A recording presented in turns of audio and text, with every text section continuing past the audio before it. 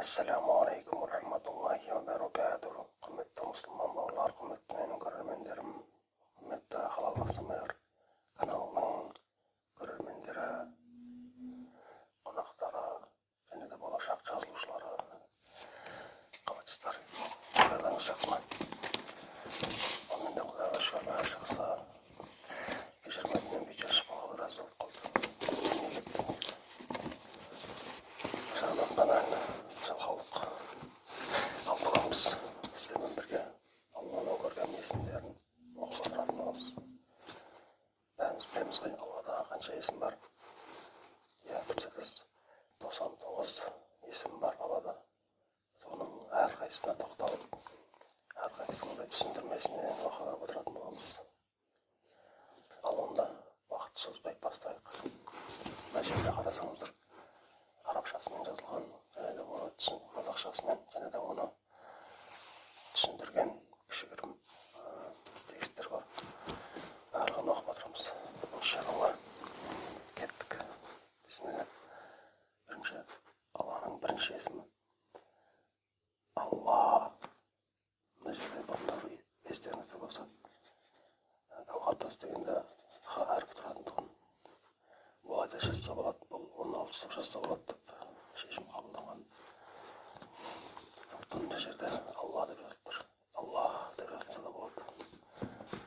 Демек, Алла оның Алла тағаланың бар екендігі және оның иләһи сипаттарын білдіретін есім. Раббымыздың ең ұлық есімі. Кім жаратушының осы әдемі есімін күніне 1000 рет қайталап зікір етсе, иманы берік болады. Әне көріңіздер. Екінші есім Ар-Рахман. Мына жерде арабша оқи алатындарыңыз болса, мына Ар-Рахман деп тұр. Аса қамқор дейді. Оның қамқорлығы өзі жаратқан бүкіл мақлуқаттарына тиесілі қамқоршы. Алла тағала мұсылмандардың, сондай-ақ кәпірлердің өмірлік қажеттерін өтейді. Алланың бұл есімін зікір еткен адамның ойлау және жаттау қабілеті күшейеді. Сондай-ақ ол адам қаталдықтан арылады. Үшінші есім Ар-Рахим. Ерекше мейірімді, рахымды деген мағына білдіреді. Бір жақсы іс үшін бірнеше есе береген және ешқашан сауап істерді жоймайды. О дүние тақуа мұсылмандарға мейірімді болады.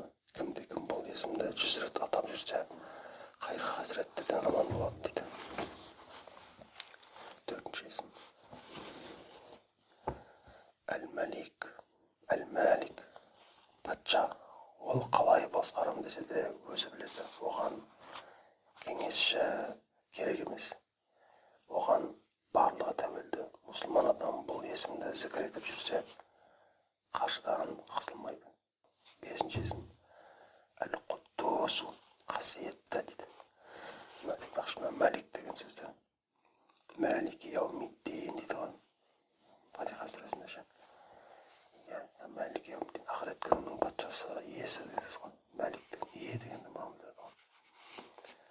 Қожайын де. Ақырет күнінің иесі дейді. Қожайыны. Сол күні одан басқа ешқандай қожайын болмайды. Біз енді өтірік өзімізді алдап, ананың қожайыны, мынаның қожайыны болып жүреміз ғой. Ал ақырет күні болғанда сол Алладан басқа ешкім қожайын болмай қалады да. Алдамшы қожайын екенбіз ғой бұл дүниеде ше. Сондай мағына ғой. Қайттан бесінші Әл-Құддусу. Қасиетті, өте пәк, кемшіліктерден пәк және адам баласының ойына келетін пішін келбеттен тыс дейді. Яғни Алла тағаланы біз елестете алмаймыз десе. Алланы елестету мүмкін емес, біздің санамыз жетпейді ғой. Адамды ана бір затқа, мына бір затқа ұқсатуға болмайды.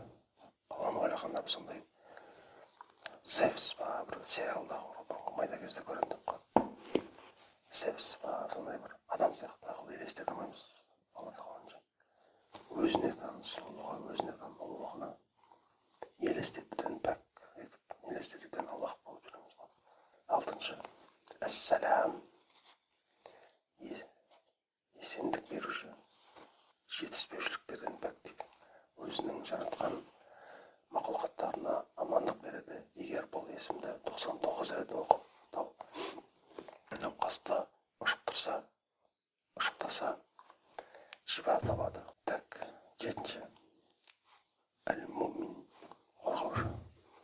сенуші, өзі туралы ұлық кітаптар мен пайғамбарлар арқылы білдіреді.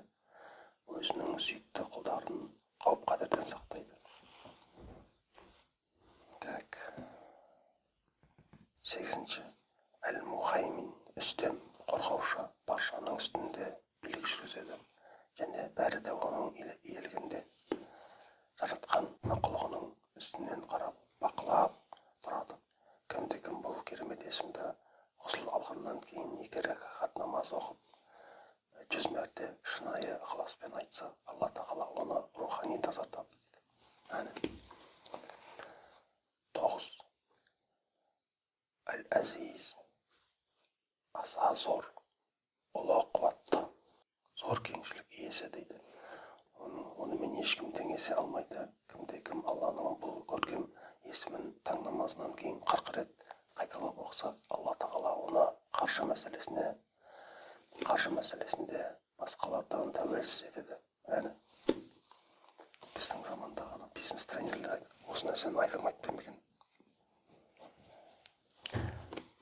Аффирмация деуіне осыны айтпай ма? Осы нәрсені айтпай ма? 10. Әл-Жаббар деп қазақша айтып жүрсе болады. Арабша сен Әл-Жаббар деп қойған. Аса өктем, билік пен қуат иесі. Нені қаласа, соны кімге де болсын істете алады дейді. 11. есім. Әл-Мутакаббир, пәк, ұлылық және биіктің иесі дейді. Биіктің иесі. Кім бұл көркем есімді зікір етіп жүрсе, халық арасында құрметті болады. Қайсымыз бұл нәрсені орындап жүрміз? 12. Әл-Халиқ.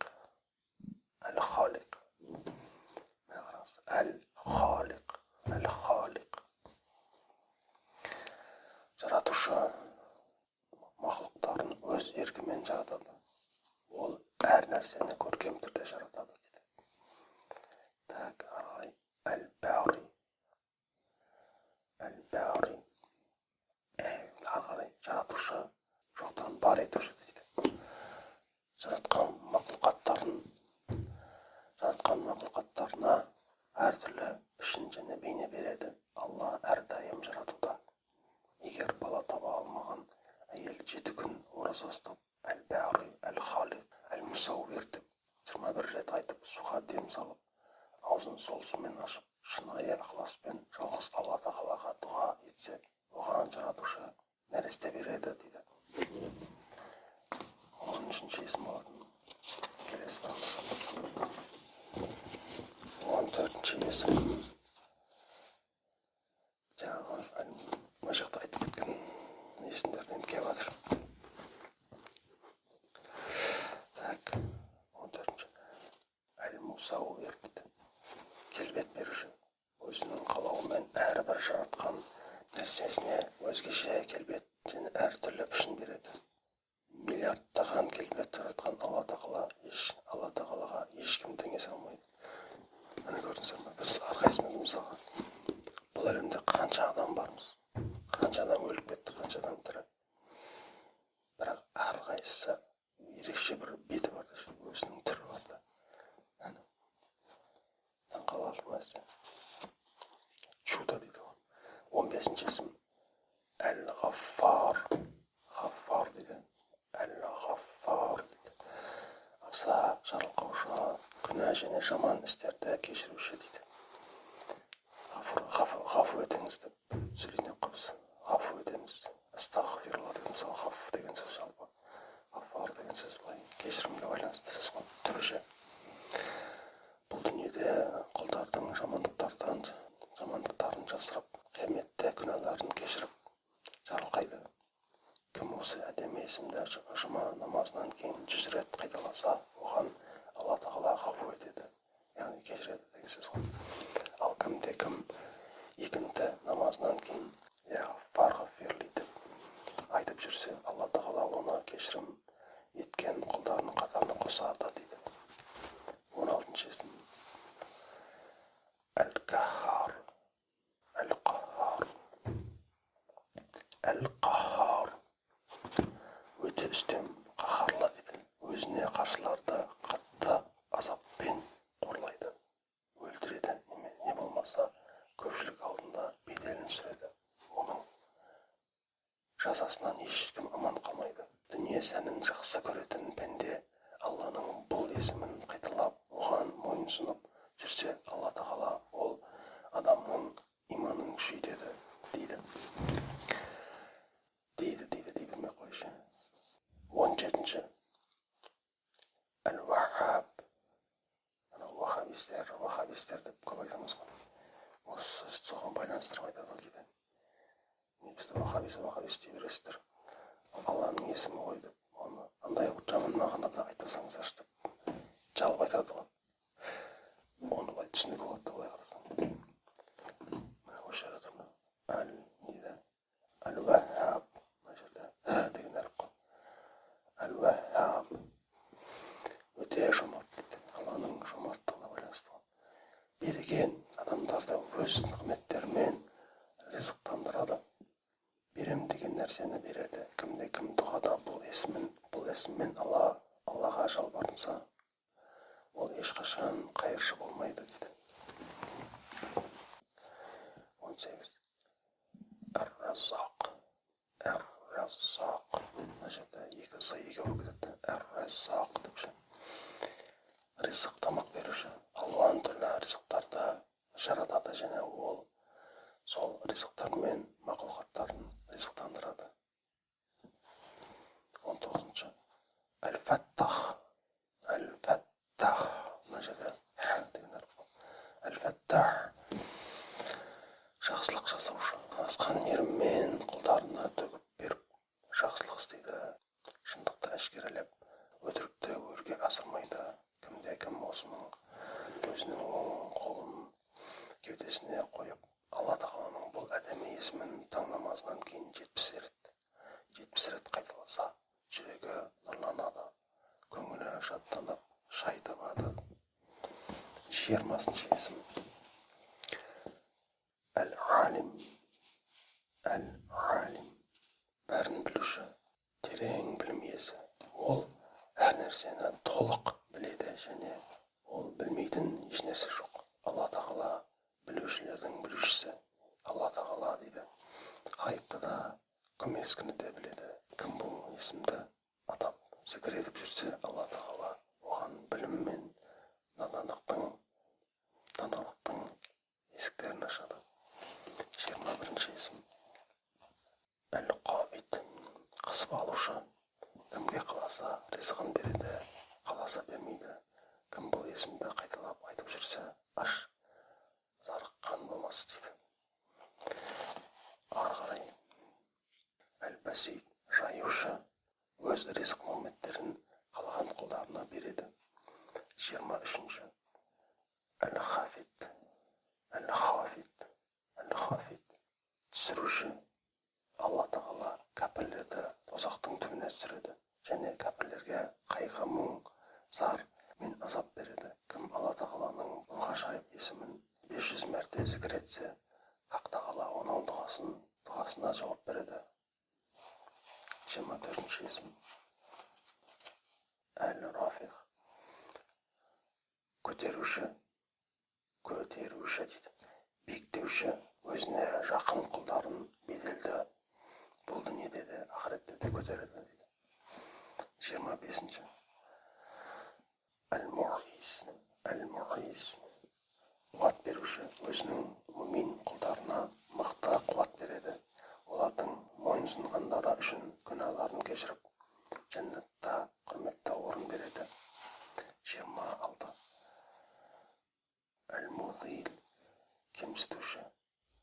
Кәпірлерді мойынсұнбағандықтары үшін кемсітеді, оларға азап үйін тозақты дайындайды. 27. Әс-Самир. Әр нәрсені естуші. Әр естілген дыбыс ғайып айтылса да, оның естуінен тыс қалмайды. Ол құпияның бәрін біледі. Оның ести алмайтын нәрсесі жоқ. Ол барлық дыбысты естиді. Ол Алла тағала деп жазайын деп қалған жерге.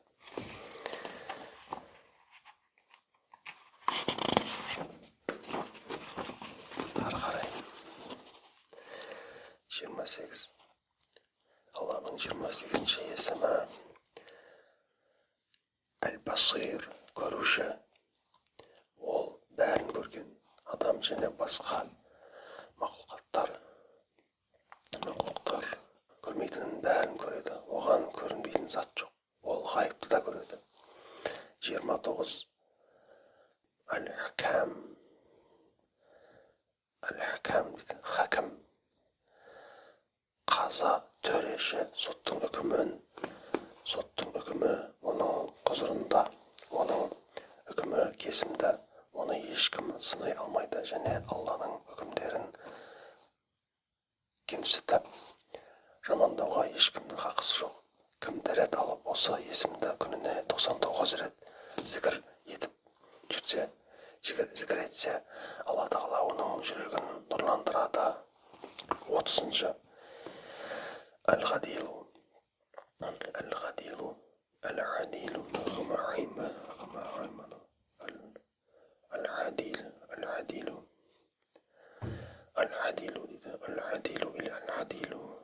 Әл-Ғадилу или немесе Әл-Ғадилу. Не болса да Әл-Ғадилуға қазақшылай айтқанда. Әділ, адал, ол кімге болмасын ешбір әділетсіздік жасамайды. Ол өз шешімдеріне әділ дейді. 31. Әл-Латиф арабшасы Әл-Латиф, жұмсақ, зор кеңшілік иесі. Өзінің құлдарына өте ілтипатты, өз құлдарының істерін толық біледі және адамдардың мінездеріне жұмсақтық салады. 32.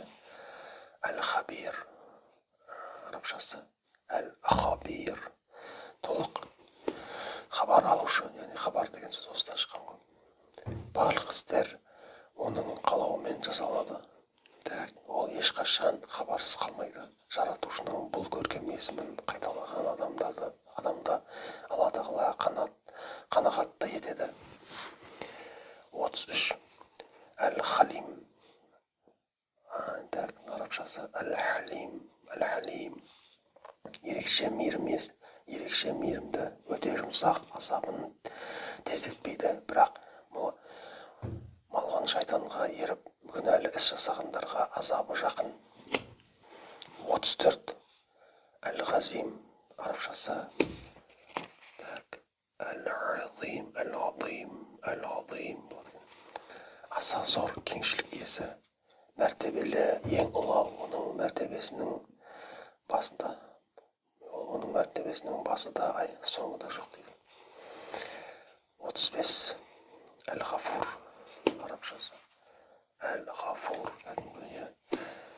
кешіруші, күнәларды кешуші, кешірім сұраушыларды күнәлары үшін қолға алмайды, жаман істерін жақсы амалдарға ауыстырады. Керемет. Әш-Шакур, арабшасы да сол Әш-Шакур ғой енді. Біз қазақша вариант қондық. Қазақшаға сәл қатып қазақшаға сәл келтіреді. Мысалға Мұхаммед дегеніміз арабшасы Мұхаммед қой. Біз қазақшаға сәл Мұхаммед деп қазақша вариантын айтамыз. Сол сияқты Алланың есімдерінің де қазақшаға сәл ыңғайландырылған версиялары да бар. Арабшасы да айтқанымыз сол. Алланың атын бәрісі арабшасын айтып отырып қой. Қайсына келгіз? 36. Әш-Шакур, шүкірді қадірлеуші, адамдарға шүкірлік айтқаны үшін мәрхамет етеді, құлдарына көркем істері үшін ізгілік етеді. 37. Әл-Ғалию, арабшасы Әл-Алию, өте биік, жоғары мәртебелі, адамдардың сезім, сана және басқа қабілетіне келетін бейнелерден тыс, одан жоғары, ол әр уақытта биіктікте. 38. Әл-Кабир, ұлық, ең ұлы, абырой және мархамет иесі, адамдардың ойлау, көру және сезу мүшелерінен сезу мүшелерінен тыс. 39. Әл-Хафиз. Әл-Хафиз арабшасы Әл-Хафиз. Әл-Хафиз қорғаушы. Хафиз деген Құранды қорғаушы деген мағына білдіреді. Мысалы, Құранды толық жаттаған адамдарды хафиздар дейміз ғой, хафиздар. Яғни Құранды қорғаушылар да олар. Құранды толық жаттайтындар. Қорғаушы сүйікті құлдарын жамандық пен кесірден сақтайды. Өз құлдарының сауап істерін қиямет күні рахмет ету үшін жазып сақтайды. Алла тағала әлсіздердің жәрдемшісі. 40-шы есім. Әл-Мұқит. Әл-Мұқит. Азық беруші, азықты жаратып мақұлқаттар деген сөз жаратушылар, жаратылыстарына деп айтып жаза салмаймын. Мақұлықтарына деп таратып береді. Даналықты және білімді жүректерге жеткізеді. 41. Әл-Хасиб. Есеп беруші, жеткізуші, өз құлдарының қажеттерін өтейді. 42. Әл-Жалил. Биік, үлкен, өз ұлығында өте биік, қадір қасиетінде аса ұлы. 34. 44 десіңіздер. Әл-Карим. Құрметті, мәрхемет иесі, ізгілік істеуші, оның рахымында шек жоқ. Дейді. Ізгілігі ешқашан таусылмас. Уәде берсе, толығымен орындайды. Аллаху акбар. 44-ші есім. Әр-Рақиб. Арабшасы сол. Әр-Рақиб. Қараушы, бақылаушы, ол әр нәрсені көріп, біліп тұрады. Еш нәрсе оның алдынан өтпей кетпейді дейді. 45-ші есім. Әл-Мужиб. Жауап беруші дейді. Әл-Мужиб. Жауап беруші. Оған дұға етіп, жалбарынған құлдарына жауап береді. Ол адам баласы үшін не нәрсе пайда беретінін біледі. Ва мужибу дағуати таммати деп дұға етілсе, жауап беруші, Хақ тағаланың жауап беруі сөзсіз. 46. Әл-Васиғ. Арабшасы Әл-Васиғ. Қоршап алушы, толтырып салушы, ол өз құлдарын ризықтармен бөлейді. Мәрхеметін тақуа құлдарына төгіп байытады дейді. Қарай кеттік. 47-ші есім. Әл-Хаким. Даналық иесі, қате жасаудан пәк. Қате жасау оның даңқына сай келмейді. Ол әр нәрсені өз орнына қояды. 48-ші есім. Әл-Вадуд. Ізгілік істеуші, сүйуші, мақұлықтарын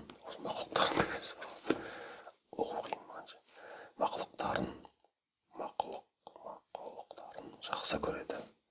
Сөйтіп, ол мәрхеметі, мейірімі және ризықтары арқылы өзі туралы білдіртеді. 49-ші есім. Әл-Мәжид. Таңқты, құрметті, өз істерінде көркем, ол дүниені ризықтарымен толтырады. 50-ші есім. Әл-Бағис.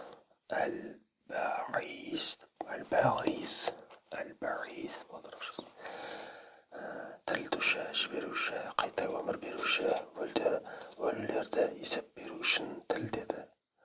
Өз елшілерін, пайғамбарларын адамдарға жібереді. Қайта тірілтуші деген Алла тағала бізді ақыретте тірілтеді ғой. Есеп алу үшін. Соны айтып отыр ғой. 51-ші есім. Әш-Шахид. Енді арабшасы. Әш-Шахид. Куә. Ол анығында белгісізінде біледі және соған куә. Алла тағала өзінің иләһи сипаттарымен жалғыз Құдай екенін білдіреді. 52. Әл-Хақ. Шындық иесі Хақ Тағала әрбір нәрсені өз даналығымен жаратты. Қабірдегілерге есеп беру үшін және жәннат немесе тозаққа жіберу үшін тіл деді. 53. Әл-Уәкил. Әл-Уәкил басқарушы, өкіл иесі Алла Тағала барлығын басқарады. Құлдары оған тәуекел етіп тәубе келтіреді. 54. Әл-Қауи. Әл-Қауи. Әл-Қауи дұрыс. Қуатты, мықты, құдіретті, оның шамасы әр нәрсеге жетеді. Әр нәрсеге жетеді. 55. Әл-Мәтин. Әл-Мәтин дұрыс. Кәдімгі ешқандай өзгеріссіз жазылғанда қазақша дұрыс деп отқанымыз ғой. Мықты, тұрақты, құдіретті, оның күшіне ешкімнің қуаты жетпейді. Ол ешқашан әлсіз немесе шамасыз бола алмайды. Яғни Алла Тағала үнемі күштіді. 56. Әл-Уасих.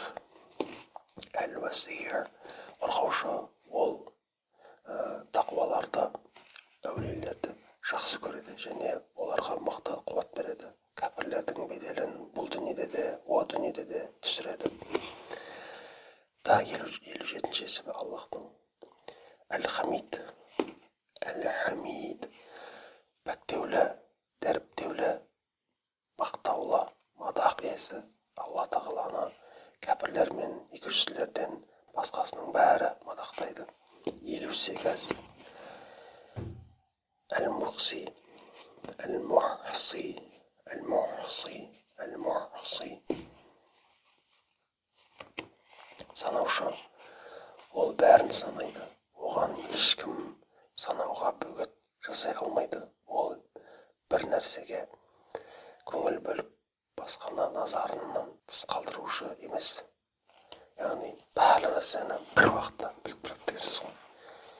Біз ғой мынаға қарасақ, мына жақты қарай алмай қаламыз. Так. Қайсыған келді бетсіз қалдырушы емес. Дұрыс. 59. Әл-Мубди. Әл-Мубди. Әл-Мубди бастаушы, ол қандай да бір жаратылыста жаратар алдында ешбір бейне мысалсыз жаратты. 60-ші есім. Әл-Муид жаратушы, ол тірлерді өлілерге айналдырады және оларды қайтадан бастапқы қалпына келтіреді. Егер мал, мүлік немесе адам жоғалса, Алла Тағаланың осы көркем есімін 70 рет қайталап дұға етсе, жоғалған нәрсе Алла Тағаланың қалауымен қайта оралады. Міне 61. 60 болсақ қыдырасы палшыға барамыз ғой. Құдайымыз сақтасын. Біз де өтқанбыз. Адамдар да өткен. Өзім де өткен жоқпын. Бізде қазақтар сондай ғой. Бір мал жоғалса, палшының алдына барып тұрады ғой. 61-ші есім Әл-Мухи. Әл-Мухи тірілтуші, ол денелерге жан салып тірілтеді. Егер біреу бұл есіммен Алла Тағалаға жалбарынса, шипа табады. 62. Әл-Мумит. Әл-Мумит өлтіруші, денелерден жан алып өлтіреді. Ақыреттің қайғы-мұңның дәмін татпау үшін Алла Тағаланың осы атын көбірек қайталап зікір етіп жүру керек. 63. Әл-Хай. Әл-Хай тірі, ол мәңгі өмір сүреді, мәңгі болды және мәңгі болады. Оның тірі болмауының басы да соңы да жоқ дейді. 64. Әл-Қайюм бәрінің үстінде тұрушы. Әл-Қайюм дейді. Арабшасы Әл-Қайюм бәрінің үстінде тұрушы, әрбір заттың үстінен қарайды. Үстінен қарай салып оған қамқоршы болып тұрады. Әр нәрсе тек Алла Тағаланың қалауымен тұрады. Өздігінен мықты тұрушы. Өздігінен мықты тұрушы дейді. Мұқтаж емес қажу. Алла Тағала ештеңе. Алла Тағала ештеңеге мұқтаж емес деп жазады. Сондай мағына бар. Так, біз енді 68-ге алып қалдық. Әнімін дегенше. 65-ші есім Әл-Уәжид. Әл-Уәжид бай табушы, нені тапқысы келсе сәтінде ақ табады. Өйткені бүкіл жаратылыс оның құзырында. Ол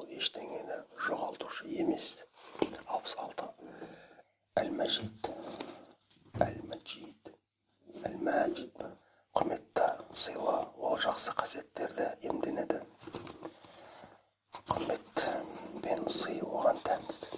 67. Әл-Вахид. Әл-Вахид арабшасы. Жалғыз, барлық құдайлық сипаттар оған тән. Одан басқа құдай жоқ. Алла тағала арасында жалғыз, сондықтан Аллаға ғибадат етіледі. 68-ші есім Әс-Самад. Арабшасы Әс-Самад. Әс-Самад. Әс-Самад. Еш нәрсеге мұқтаж емес. Адамдардың қажеттерін өтеп беруші Алла тағала. Сол үшін құлдары оған бұл көркем атымен жалбарынады. Ол аса құдіретті, қуатты. 69-ші есім Әл-Қадир. Әл-Қадир. Әл-Қадир. Әл-Қадир. Әл-Қадир ма? Әл-Қадир ма? Оны айтсам. Әл-Қадир ма? Жоқ, Әл-Қадир ма? Оны сәл. Точно білмейді. Не болғанда Әл-Қадир деген есімі. Мықты, қадірлі, оны мақлұқтар қадірлейді. Оған ешкімнің көмегі керек емес. Оның әр нәрсеге шамасы жетеді. 70-ші есім Әл-Мұқтадир. Әл-Мұқтадир. Құдіретті. Не істегіз келсе, оны істеуге қуаты жетеді. Оның істей алмайтын ісі жоқ дейді. Көріңіз ба? 71-ші есім Әл-Мұқаддим. Әл-Мұқаддим. Алға шығарушы, өз пайғамбарларын алға шығарады. Өзіне инабатты құлдарын тура жолға салады. Оларды ұлық дәрежелерге көтереді. 72-ші есім Әл-Муахир. Әл-Муахир. Әл-Муахир. Артқа тартушы, өзі жауларын артта қалдырады. Ол өзі мен кәпірлердің арасында бөгет перде салады. 73-ші есім Әл-Әуәл. Әл-Әуәл. Әуәл. Бірінші, алғашқы, баршаның алдында ол мәңгі тұрады. Оның алдында ешбір зат болған емес дейді. 74-ші есім Әл-Ахир. Әл-Ахир. Әл-Ахир. Соңғы, ақырғы, барша мақұлғат қиямет күні қайтыс болғанда Алла тағала тірі қалады. Оның соңы жоқ. Кім күніне осы көркем есімді 1000 рет зікір етсе, Алла тағаланың махаббаты баурап алады. Ол адам нәпсі құмарлықтан арылып, көз жұмғанда иманмен қайтады. 75-ші есім Әс-Сахир. Қазақшасы қандай? Арабшасы Әз-Захир. Әз-Захир. Анық, көзге көрініп тұрушы. Ол өзін аяттары, күн, ай, жұлдыз және тағы басқа арқылы бір екенін анық көрсетіп тұрады. 76. Әл-Батин. Әл-Батин. Әл-Батин. Әл-Батин. Әл-Батин. Көрінбей тұрушы. Ішкі, ол мақұлқаттардың көзіне көрінбейді. Ол мақұлқаттардың не ойлап, не қоятынын біледі. Және олар не нәрсеге ұшырайтындарын меңгеріп тұрады. 77-ші есім Әл-Уәли. Әл-Уәли. Басқарушы. Уәлі. Ол әр нәрсенің басқарушысы. Ол не бұйрық берсе, сол мезетте бұлжытпай орындалады. Ол өз қалауымен және даналығымен билік жүргізеді. Үкімдерін іске асырады. 78-ші есім Әл-Мутауәли. Әл-Мутауәли. Арабшасы Әл-Мутауәли. Биікке көтерілуші, самғаушы. Мақұлқаттардың сипаттары оған тән емес. Пайғамбарлардың сипаттарын биік дәрежеге көтереді. 79-ші Әл-Бар. Әл-Бар. Ізгілік істеуші. Ол еш уақыт жаманшылық істемейді. Құлдарға ізгілік және қамқорлық етеді. 80-ші есім Әт-Тәуәб. Әт-Тәуәб. Тәубені қабылдаушы. Ол әрдайым адамдардың шынайы жасаған тәубесін қабыл етеді. Тәубе етушілерге ғафу етіп, оларға рахым мейірімін төгеді. Кім залымның зұлымдығына қарсы Алланың бұл есімін 10 рет айтса, зұлымдығына ұшырамайды. 81-ші есім Әл-Мунтақим.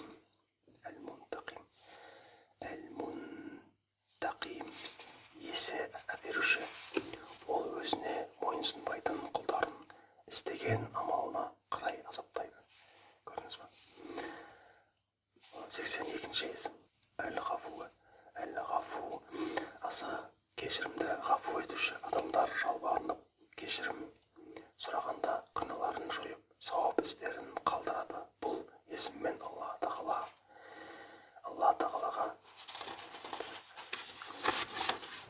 бірақ қылды. Алла тағалаға жалбарынып, артынан Аллахумма иннака ғафурун карим тухиббул афу анна десе, оның күнәлары кешіріледі. 83-ші есім Ар-Рауф. Қамқоршы. Алла тағала өз құлдарына жақсылық пен қамқорлық жасайды. 84-ші есім Маликул Мулк. Әл-Маликул Мулк дейді. Мүліктердің патшасы. Иелігі өте зор. Байлық, қазынаның барлығы. Күллі мүлік оның қолында. Кім осына көп қайталап жүрсе, Алла тағала өз байлығынан төгіп береді. 85-ші есім Зул Жалали вал Икрам.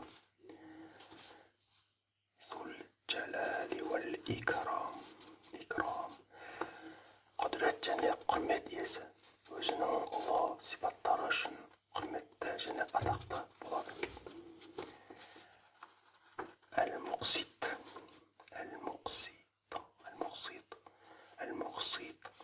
Әділ. Шешімдеріне өте әділ.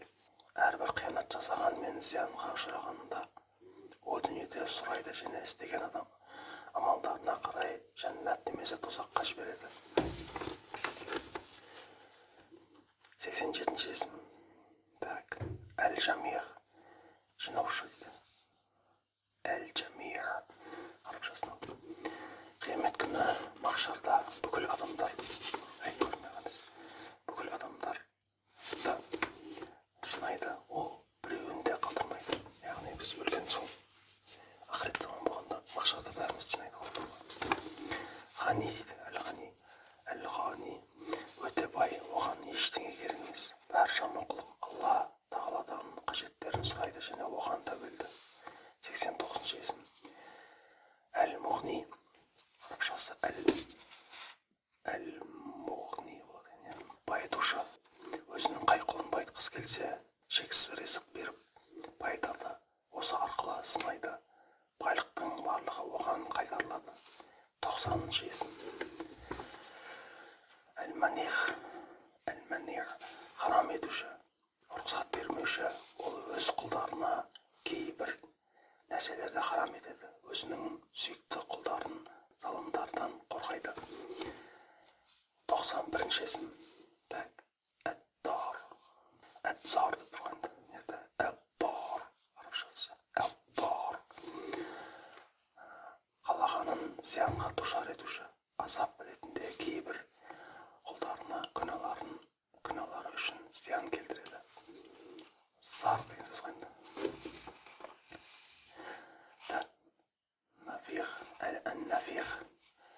Ән-Нафиғ. Пайда беруші. Өз жаратқан мақлұқтарына пайда береді. Кейбір құлдарының пайдасын көбейтеді. 93-ші есім Ән-Нур. Нұрландырушы, нұр беруші. Әртүрлі жетіспеушіліктерден пәк. Бұл дүниені өз нұрымен нұрландырып тұрады. Соқырға нұрды көру үшін көз нұрын, жанарын береді. Адасқандарды тура жолға салады. Осы керемет есімді қайталап жүрген адам қайғыға салынбайды. 94-ші есім Әл-Хади. Арабшасы Әл-Хади. Абарушы, жүргізуші, ілестіруші, мұстақим жолға салушы. Мұстақим деген тура жол дейміз. Мұстақим жолға салушы. Сират әл-мұстақим дейміз. Не десе? Жүректерді хақты табу үшін бағыттайды. Дінде немесе дүнияуи амалда пайда беретін нәрсеге жолықтырады. 95-ші есім Әл-Бадиғ. Жаратушы. Ешбір нұсқа мысалсыз жаратады. Оның биік сипаттарына ешкім жете алмайды. 96-ші есім Әл-Бақи.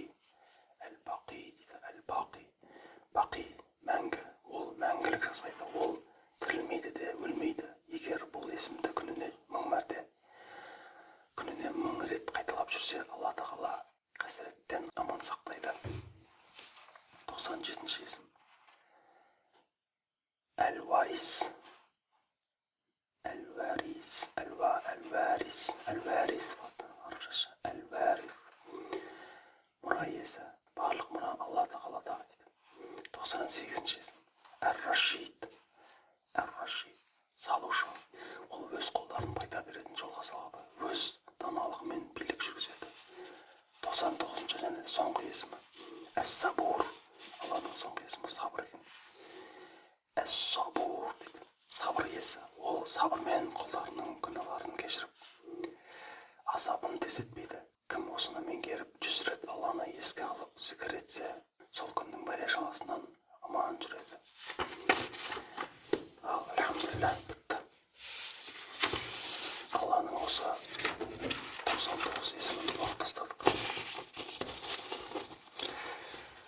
Иншалла, осы есімдерге көп мән беруіміз керек. Байқасаңыздар, көп мағына жатыр, көп ғибрат жатыр біз үшін. Бауырлар, құрметті мұсылмандар, құрметті көрермен, ондай болатын болса, осымен бүгінгі шығарылымды аяқтайық. Алла разылығы үшін осы каналға жазылып дегенде қайта-қайта айтып отырмын ғой енді. Бірақ бұдан былай жиі айта беруге де ыңғайсыз екен.